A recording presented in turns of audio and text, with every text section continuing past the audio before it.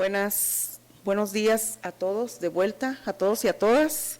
Vamos a iniciar, esta sería la mesa número 7, que se llama Estudios Analíticos de la Morfología Urbana, y se encuentra el urbanista Gustavo Adolfo Huelva Lobato, con el tema Diversidad sexual en los espacios urbanos de la Ciudad de México en el marco de la globalización, segunda mitad del siglo XX y siglo XXI. Mi nombre es Gustavo, soy egresado de la licenciatura en urbanismo de la UNAM.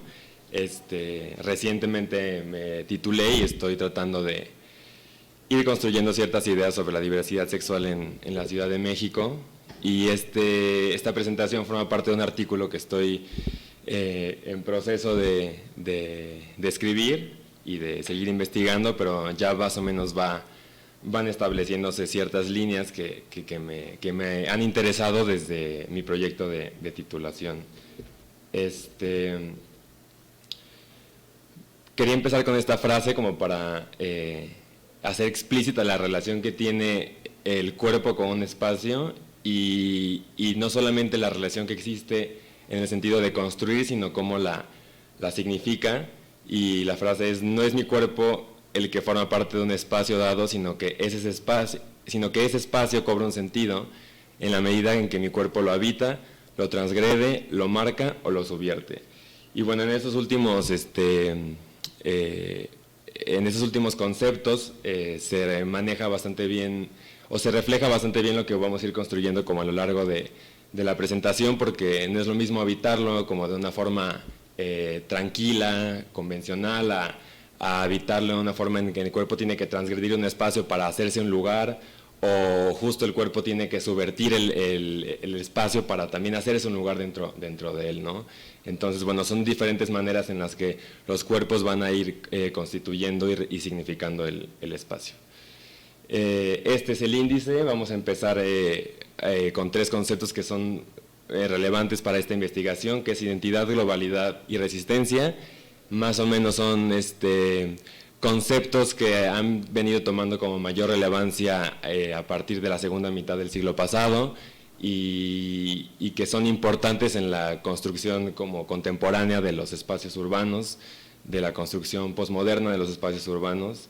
Y vamos a empezar con los años 60 y vamos a terminar con la actualidad. Vamos a ir pasando por una serie de procesos de transición que fueron definiendo la ruta que iban a tomar estos espacios de la diversidad sexual en la Ciudad de México, y justo cómo es que cada sector de las poblaciones LGBT va a ir ocupando y al mismo tiempo definiendo su identidad a lo largo de estos procesos. Para empezar, vamos a manejar vamos a explicar más o menos estos 3 términos: relación entre identidad, globalidad y resistencia. Pongo un modo como en cursiva, porque no es solamente un modo, pero para hacerlo un poco más explícito y directo vamos a decir que es un modo de relación entre identidad, globalidad y resistencia. Categorías que idealmente en tiempos pasados, hablemos del siglo pasado, como la definición, el orden y lo natural, eran categorías ideales. No solamente yo las manejo desde categorías ideales desde la heteronormatividad, pero son categorías ideales en la racionalidad, en las disciplinas científicas. Fue un discurso muy, muy fuerte el siglo pasado, hablar justo de estas cosas como definición, orden natural, rígidas, poco flexibles. Y hoy hablar de esos 3 conceptos en el marco de la identidad, pues es problemático, porque resultan inadecuados y sobre todo conceptos agotados. Tras una serie de procesos históricos que vamos a ir revisando en el contexto de la Ciudad de México, las sociedades actualmente son plurales, abiertas y globales. Se aprecian categorías como la flexibilidad, adaptabilidad, cambio y provisoriedad. Es un discurso hegemónico emergente en sociedades libres, llamémoslo así, y occidentales. Libres porque estamos en sociedades en las que más o menos hemos entendido que parte de la resistencia es que somos libres de elegir cualquier cosa que se nos antoje, ¿no? Entonces, bueno, hoy es un discurso hegemónico y emergente, sí aclaro que es en ciertas sociedades, en ciertos contextos hegemónicos, más contemporáneos y sobre todo urbanos, pero en ese sentido hoy que estos conceptos son altamente relevantes en la construcción de la identidad y demás, las poblaciones LGBT entran en este discurso que cada vez más se va institucionalizando, y digamos que hay un sector de la población, de las poblaciones LGBT que son asimilados por este discurso, que los incluye dentro de este discurso, y sobre todo tiene que ver por su rentabilidad y conformidad normativa. Son particularmente grupos homosexuales que son un segmento muy alto de consumo y impulsan negocios que, además de beneficiarse económicamente, también de alguna forma sí instrumentalizan la lucha por los derechos de estas poblaciones. Pero por el otro lado, y bueno, digamos que este sector hegemónico de las poblaciones LGBT está marcado como por una identidad que cada vez más se va institucionalizando. Hay otro sector de las poblaciones LGBT que es un sector no hegemónico que, bueno, está atravesado por justo esos conceptos que hablamos al principio, ¿no? La subversión, la resistencia, y se van generando identidades contraculturales, ¿no? Identidades que no están en el imaginario de lo hegemónico, pero sí es producto de lo mismo. Al final no es que estén fuera de, sino están en los márgenes de la sociedad. Y bueno, estas estigmatizaciones se promueven a través de industrias culturales, industrias del entretenimiento, todo esto son procesos que la ciudad hoy vive de manera constante. La mercantilización es algo que cada vez más pues podemos percibir y podemos observar en nuestra ciudad. Bueno, para pasar ya a la parte histórica de cómo se han constituido estos espacios LGBT en la Ciudad de México, vamos a empezar con los años 60 y regresando a la globalidad. Los años 60 fue la revolución sexual y además como movimientos estudiantiles globales que alcanzaron a México, y como ejemplo está el movimiento del 68, que estuvo fuertemente influenciado por movimientos estudiantiles franceses, estadounidenses también, y este movimiento marcó un antes y un después en la conformación y consolidación de un primer movimiento LGBT en México. La vida nocturna, por un lado, aunque está esta parte como institucional de un movimiento LGBT que exige derechos y demás, también hay por otro lado un sector justo no hegemónico, pero que sigue viviendo su vida LGBT en la discreción, y sobre todo son clases populares que se acercan al centro histórico, a cantinas. Hay una combinación entre la clase obrera que recién llega hace un par de años de emigrar del campo a la ciudad, el éxodo del rural urbano, y este movimiento del 68 lo que permitió fue justo como esta apertura y hacer público a las identidades, ¿no? Que dejen de estar un poco en la clandestinidad, sino que empiecen a salir a la calle a exigir derechos. Por eso hablamos también de sociedades intelectuales en los años 70, que son secretas, y sobre todo son grupos de resistencia, grupos intelectuales, académicos, culturales, los que van exigiendo, van conformando esas agrupaciones y van exigiendo pues, sus derechos. Aquí está una imagen de la marcha del 2 de octubre con una consigna en pro de la, digamos, comunidad LGBT, pero en ese momento estaba muy dirigido a la comunidad homosexual, y abajo también está la primera organización lésbica en México, que es Hoy que Abed, y ahí está una también de las consignas del movimiento del 68. Los esbozos de una mancha rosa, este término de mancha rosa o mancha urbana rosa fue a partir de mi tesis de licenciatura. Entrevisté a un par de compañeros, colegas de la comunidad, y en esta conversación este amigo me dijo como es como una mancha urbana rosa, entonces desde entonces la he retomado y a partir, lo que quiero decir a partir de este título es que es una mancha urbana rosa que empieza apenas como a dibujarse en ciertas zonas de la ciudad, como que empieza a hacerse pública y es justo en la mitad, son esas exigencias y demandas de las agrupaciones homosexuales las que empiezan a constituir como esta relación con el espacio. Hay el Frente Homosexual de Acción Revolucionario, Lambda y Yoquiabet, que son las organizaciones como predominantes de esta época. La primera marchó en una marcha el 2 de octubre en el 78 y posteriormente en el 79 se unen Lambda y Yoquiabet a hacer la primera marcha del orgullo homosexual en ese momento en la Ciudad de México. La primera marcha se hizo en la lateral de Río Lerma, no les permitieron ocupar Paseo de la Reforma.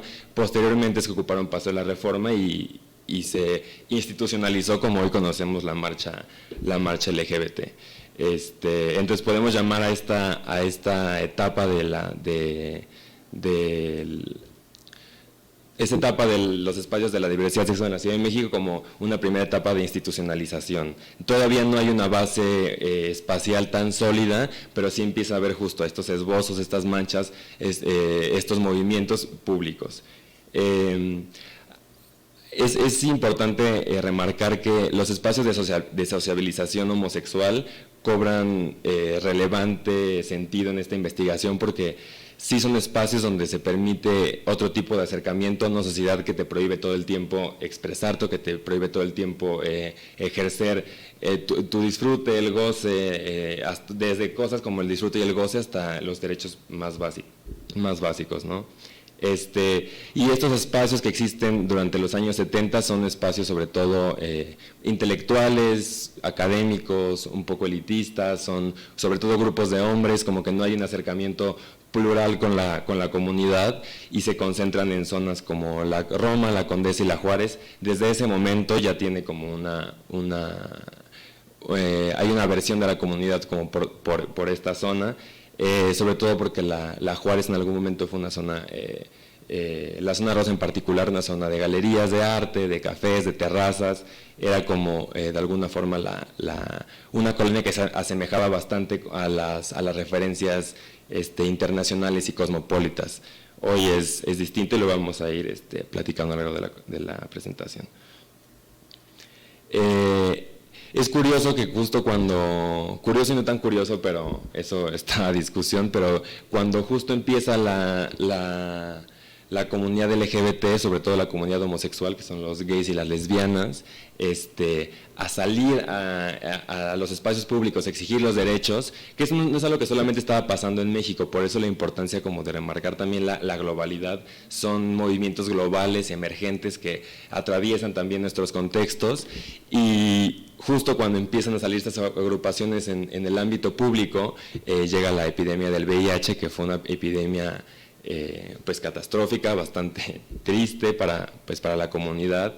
Esta epidemia impactó de manera muy negativa a las agrupaciones homosexuales, sobre todo porque se les estigmatizó. Entonces como que muchas, en lugar de hacerse públicas, volvieron a ámbitos privados, espacios de socialización mucho más íntimos, mucho más de ciertos sectores hegemónicos, justo más intelectuales y elitistas.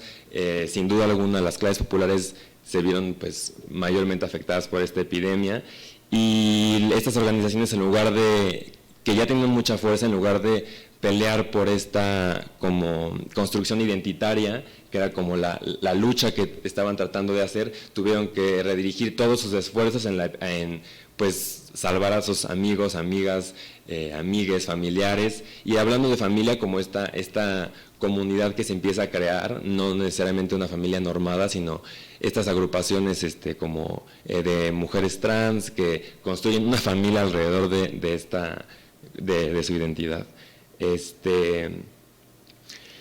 Sin embargo, ya para ese momento sí no era, pese a que había problemas con la sociedad y había problemas en la ocupación del espacio y etcétera, eso no frenó el movimiento en su totalidad, y sí emergieron en la zona rosa dos lugares emblemáticos para la historia de la diversidad sexual en la Ciudad de México, y uno de ellos es el Taller, que fue el primer lugar abiertamente gay que abrió por la vía institucional, o sea, tenía papeles en forma. Antes del Taller los espacios de socialización homosexual duraban 2-3 semanas, usualmente eran sujetos de represión policíaca.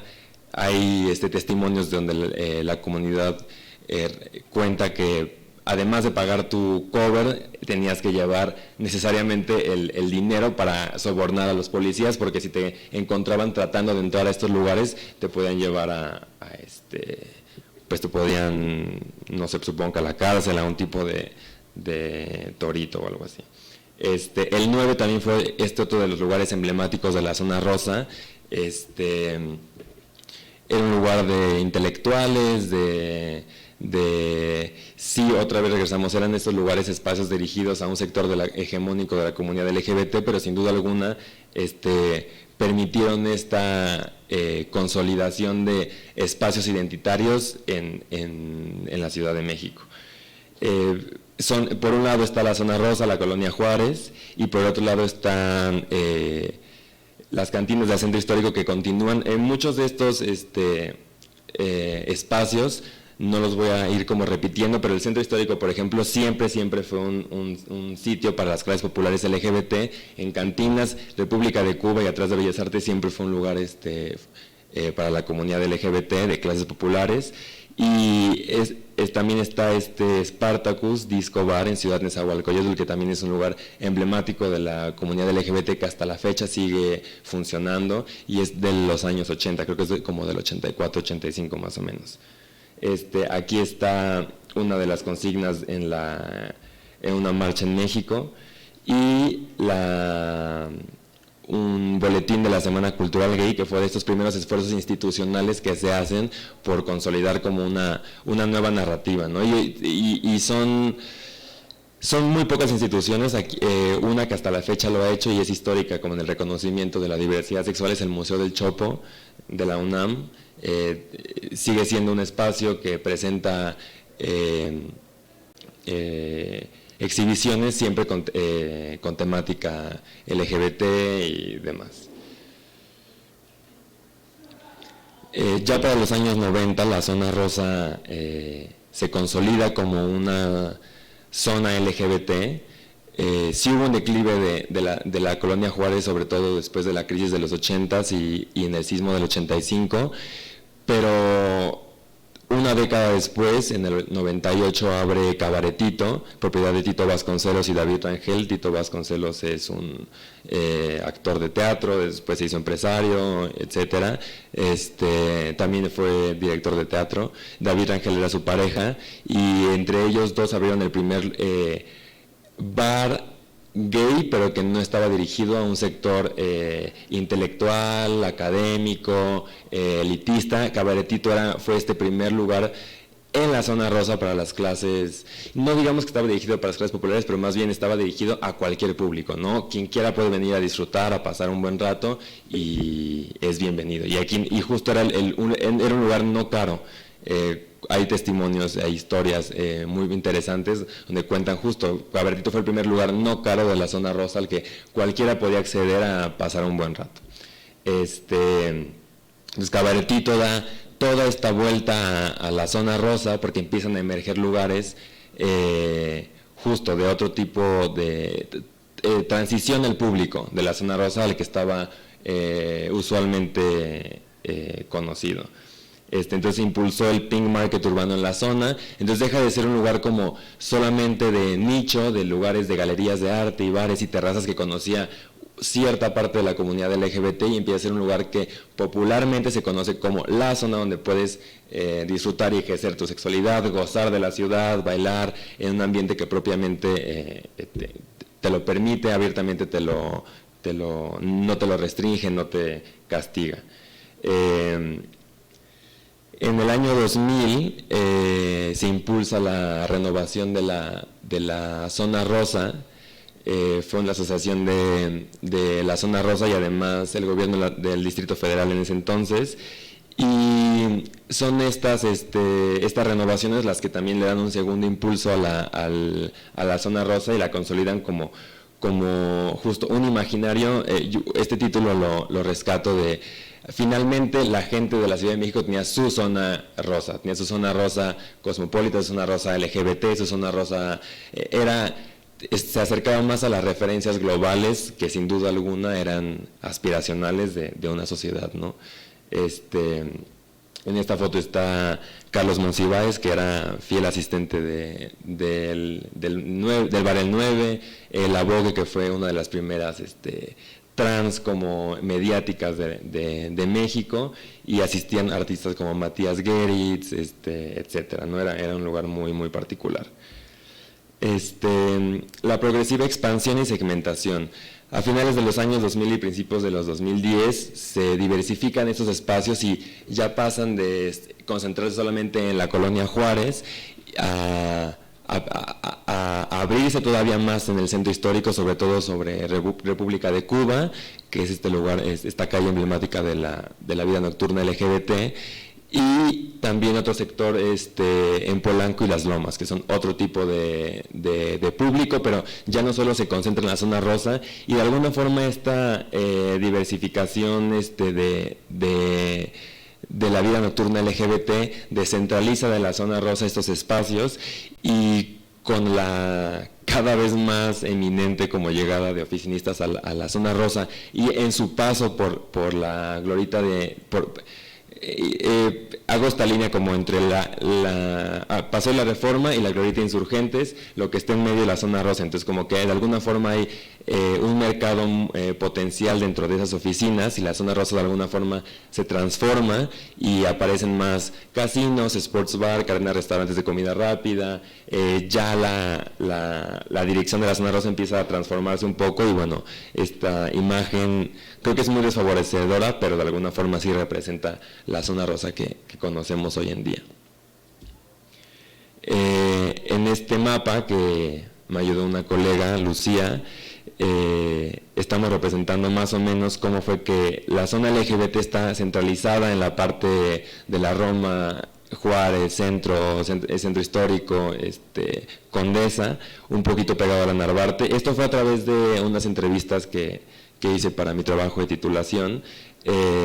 Era más, la gente tenían que decirme cómo percibían la ciudad y el espacio, como cuál creían que era la zona LGBT, cuál creían que era una zona insegura. Entonces más o menos fuimos construyendo este mapa, y pues sí, lo que resultó es algo que era un poco esperable. También dependía mucho de las características socioeconómicas, socioculturales de las personas que entrevisté, pero la zona periférica se identificó como una zona insegura, la zona LGBT como esas que ya hemos platicado, y zonas en expansión, que son estas típicas de la gentrificación, como Santa María la Ribera, la colonia Narvarte, etcétera, que bueno, eso lo vamos a ir elaborando poco a poco, ya estamos a punto de terminar.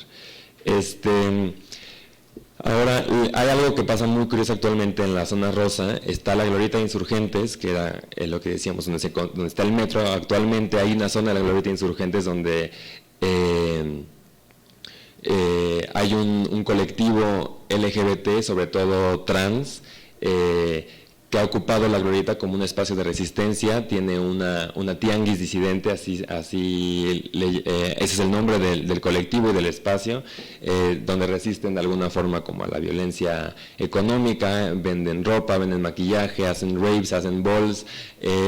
Realmente sí es una comunidad disidente en la Ciudad de México, que ha ocupado este espacio a como de lugar, porque de alguna forma también tienen derecho a disfrutar y gozar de los espacios de la Ciudad de México, y no estar como restringidas al consumo necesariamente en establecimientos privados. La glorieta Insurgente siempre ha sido un espacio referente para la expresión identitaria. Recordemos la pelea entre los emo y los punk que hubo en 2002, algo así. O sea, la glorieta siempre ha representado estos espacios como de resistencia y de exploración identitaria. Y se encuentra en medio de la Roma y la Condesa, ¿no? Que son estos espacios en procesos de revalorización urbana, Entonces como que emerge ahí, es como un espacio de tensión todo el tiempo, la glorieta Insurgentes, de alguna forma la gentrificación o como queramos llamarle, los procesos de desplazamiento están acercándose cada vez más y esta de alguna forma sigue resistiendo, ¿no? Tiene esta tianguis disidente tiene desde un poquito antes de la pandemia, pero como hemos dicho ya la glorieta lleva tiempo siendo un espacio importante para la resistencia. Roma y Condesa y la gentrification, que fue un término que no me encantó, yo no lo usaría, pero qué bueno que alguien lo inventó por mí, entonces ya puedo ocuparlo. Pero a partir de la llegada de estos nómadas digitales, sobre todo de Estados Unidos, la Roma y la Condesa, aunque siempre han sido un espacio de LGBT de cierto sector hegemónico, hoy es un lugar, además son públicos, no es que haya este espacio, como lo que comentábamos, de nicho que solo conocen 3 personas, sino que ya abiertamente son lugares donde se reconoce esta diferencia, esta diversidad. Está ocupado por un sector mucho más juvenil, al que se le llaman como contrasexualidades, porque son subversivos en el modo de relacionarse y en el modo de relacionarse sexoafectivamente y de socializar, pero no en los sistemas de opresión, solamente es como una onda un poco como alternativa, un poco consciente, justo son lo que hablábamos al principio, no son sociedades, segmentos plurales, globales, abiertos, diversos, mainstream, es todo como una nueva emergencia como de mercado, que el mercado también logró cooptar, ¿no?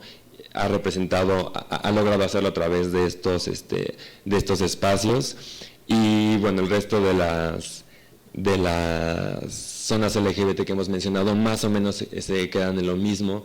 Lomas y Polanco siguen siendo de un sector de la comunidad LGBT de alto poder adquisitivo, pero hoy es más de adultos, esto es más joven, el centro histórico, la periferia urbana sigue siendo de clases populares.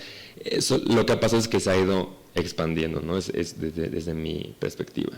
Y bueno, sin duda alguna, los espacios LGBT no solamente son esos espacios donde se ejerce la diversidad sexual y el goce y el disfrute, que sin duda alguna es importante y fundamental en la construcción de nuestra identidad, pero también la zona LGBT, esos espacios donde se vulneran los derechos, donde se marginan a las clases populares de las poblaciones LGBT, y pese a todos los esfuerzos que se siguen haciendo día con día, México sigue siendo el segundo país del mundo con más transfeminicidios, y en lo que va de 2014, de 2024, perdón, se reportaron 14 mujeres 14 transfeminicidios y 2 que murieron en condiciones de precarización. Y bueno, ante esto la única respuesta y solución que se ha hecho son desde lugares autogestados, desde colectivos muy chicos que han crecido, se han diversificado, pero bueno, sin duda alguna nunca serán suficientes para el estado en el que viven muchas de estas personas.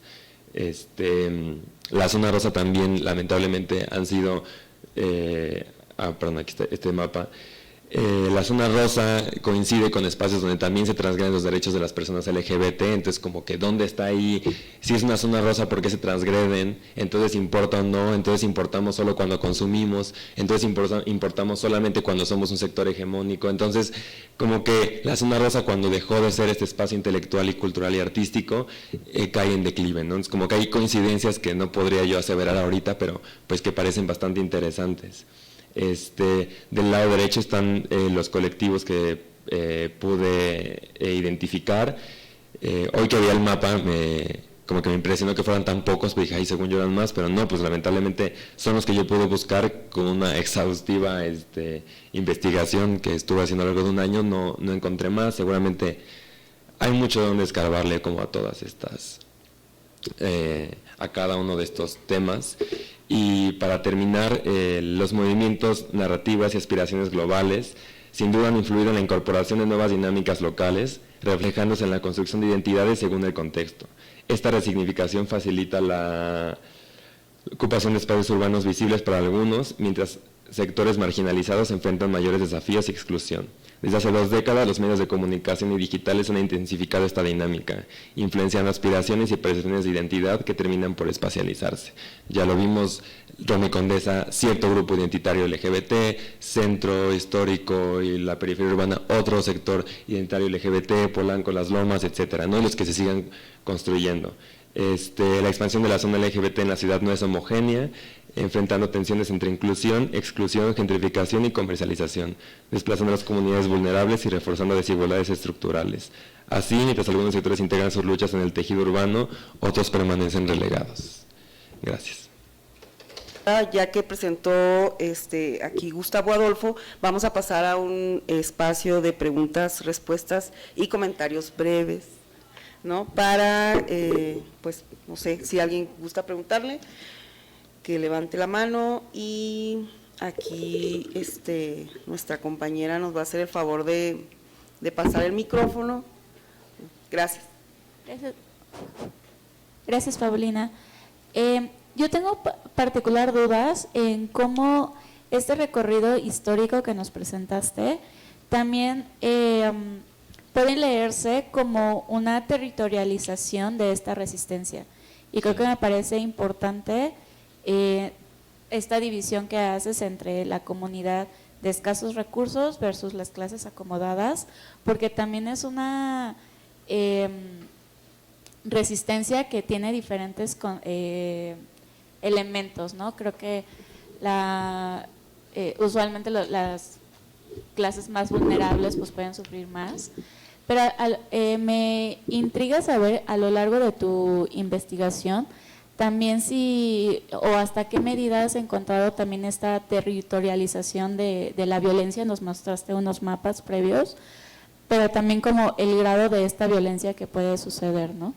Y si esto a lo largo de la historia se ha ido reduciendo estos espacios, o han encontrado nuevas zonas.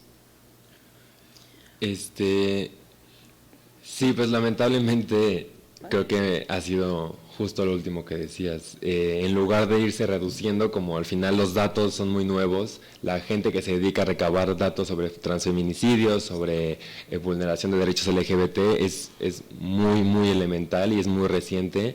Yo encontré un portal que recaba justo de noticias y lo va haciendo como en una plataforma. Yo integré otras noticias que pude encontrar sobre la marcha, pero sí, al final lo que se encuentra es que entre más se busque, más vamos a encontrar. Sí. Pese a que o que está muy reducida como las denuncias. Sí. Yo creo que no le interesa a nadie justo. O sea, no hay a nadie de las instituciones que le interese ir más allá, ir más a fondo. No son sujetos de interés de nuestras instituciones, y creo que por eso no, porque claro que podría haber recursos para meterse de lleno como a saber dónde es que se ejercen estas violencias, pero bueno, sin duda alguna, algo que yo sí encontré es que la violencia se ejerce en sus propios lugares de trabajo. O sea, donde matan a las mujeres trans es en donde se prostituyen. Y la verdad es que sí fue un poco difícil construir este mapa, porque tuve que leer cosas que no me hubiera gustado leer, pero que al final tienes que leer porque son parte. Reivindicar mi discurso, ¿no? Yo estoy diciendo que la mancha urbana rosa no es solamente donde disfrutamos, sino también donde nos violentan, entonces toca meterse. Yo creo que hacen falta recursos para poder decir con más certeza y más seguridad la relación que hay entre la violencia y el espacio y todo esto. Uh-huh. Sí, porque a mí me quedó pensando si a lo largo de la historia... Es que faltan otras 2 preguntas, Paulina, pero bueno, adelante. Hay espacio. Me quedó nada más para no dejarlo en el tintero. Me parece que en cuanto a la sociedad más se ha abierto, me parece triste que haya más espacios para violentar. Sí, porque estamos más ahí, estamos más visibles, ajá, más... Y creo que de esa aceptación y su visibilidad y que es necesaria ese constante recordatorio, que los espacios de violencia sigan creciendo. Eso es lo que a mí me da como pesar, porque también me ha tocado verlo, sobre todo hacia la colonia obrera, donde la comunidad trans es parte de y han encontrado sus casas de refugio. Y eso me parece hermoso, pero también esta vulnerabilidad laboral, pues también las deja al margen de otras violencias, ¿no? Pero yo pensaría que con la apertura históricamente tendríamos menos, pero quizá también nos estamos dando cuenta que hay más violencia de la que suponíamos en un inicio. Sí, y sobre todo creo que la violencia económica es la principal. Si no puedes trabajar, si no puedes, te orilla siempre a lugares que te orilla y el sistema a lugares donde no puedes, no tienes salida de alguna forma. Sí. Bueno, gracias. No. Hola. Mi duda, bueno, no es duda, es más bien quiero saber tu lectura, comentario, lo que sea, justo un poco hablando de la recopilación de datos y así, como la dificultad de tener un archivo como consolidado, extenso, etcétera, de temas de la comunidad LGBT, que porque no han podido existir en público, tiene que ser clandestino, no sé qué. Entonces, o sea, como, ¿cuál es tu lectura? ¿Cómo lo viviste con tu investigación? Esta parte de no tener un archivo histórico consolidado sobre tus temas. Sí, pues creo que fue complicado porque la gente siempre quiere ver datos y quiere ver como cosas muy duras y quiere ver cosas muy como intensamente relacionadas, y hay veces que solamente está un poco en la teoría y está un poco en la vivencia y está un poco en las noticias y en lo que sabemos que es realidad, pero no hay nada como suficientemente sustancial que te permita como expresarlo, como aquí está y dónde, pues tuve que buscar noticias y qué más, y sí, pero creo que eso es complicado, como tener que enfrentarte a saber que no hay tal vez muchas como no hay datos justo que luego importen mucho para demostrar algo. Entonces pues creo que la talacha de esta investigación, y que bueno, la verdad es que esta parte es como nada más la extensión del tercer capítulo de mi tesis, como que pude desarrollarlo un poco más para este artículo, pero sí creo que es difícil, y creo que para poder darle como más fuerza a esta investigación necesitaríamos, y justo lo pensaba hoy, o sea, reunirnos 20 personas por un año entero a juntar información y a ir a parar a colectivos, irse a parar a organizaciones, irse a parar a buscar carpetas de investigación, y como que creo que eso es lo y justo, por ejemplo, puse puras fotos del Bar 9 porque no encontré ni una foto del cabaretito de los 90. Entonces como que tampoco hay archivo fotográfico, o sea, fácilmente encontrable. Seguramente podría ir al archivo, no sé, de tal colectivo y encontraría algo, pero creo que es una chamba pues muy exhaustiva que requiere tiempo, requiere dinero, requiere muchas cosas. Gracias. Sí. ¿Se escucha?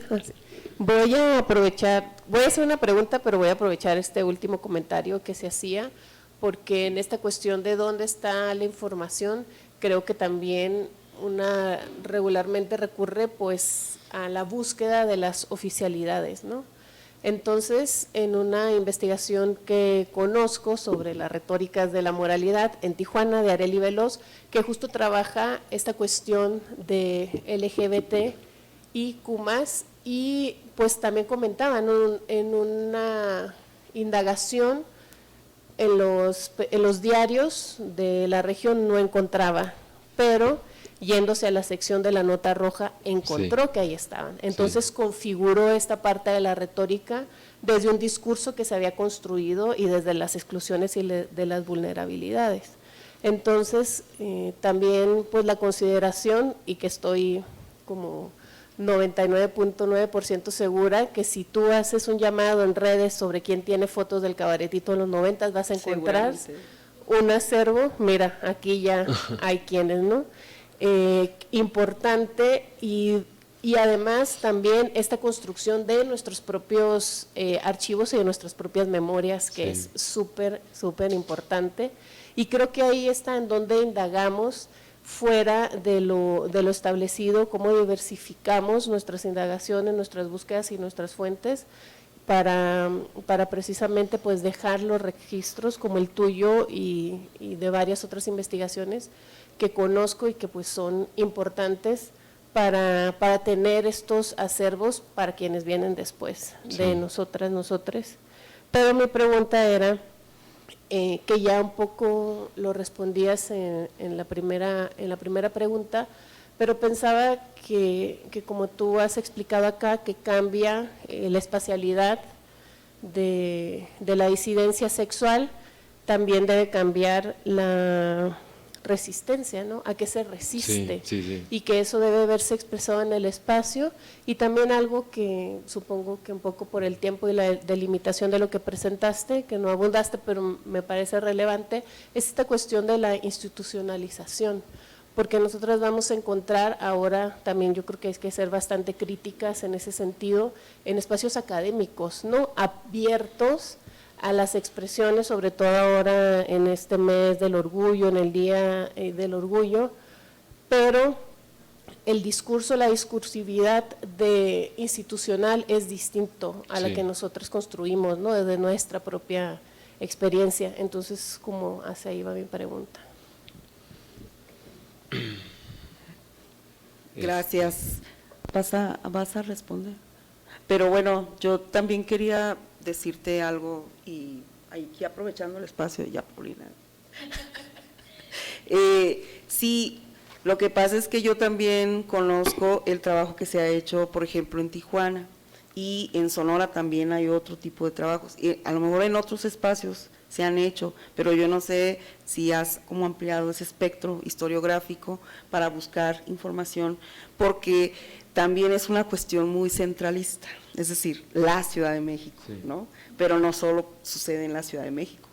A lo mejor es la más grande, bueno, no a lo mejor, es la más grande, ¿no? A nivel nacional, y es donde hay mayores espacios, pero no solo suceden eso. También mi pregunta era si tú, incorporando a la de Lorena, es si usaste la variable migración, porque me parece a mí, o sea, en el caso de Tijuana, o en el caso, no sé, de Hermosillo, Sonora, por ejemplo, mucha gente que vive en lugares muy pequeños, localidades pequeñitas, ranchitos, pueblos pequeños, se van a la ciudad justamente para vivir una vida como más, pues más plena, podríamos decirlo, ¿no? De alguna manera, susceptible a vulnerabilidades y a violencia, etcétera, pero es como una búsqueda de pues de un mejor espacio, ¿no? O de una apropiación del espacio urbano, vaya. No sé si tú incorporaste esta variable migración, porque no creo que toda la gente que esté en esos espacios sea solo de aquí, vaya, sino que creo que viene de muchos alrededores muy conservadores, donde no viven, ¿no?, como una vida más plena.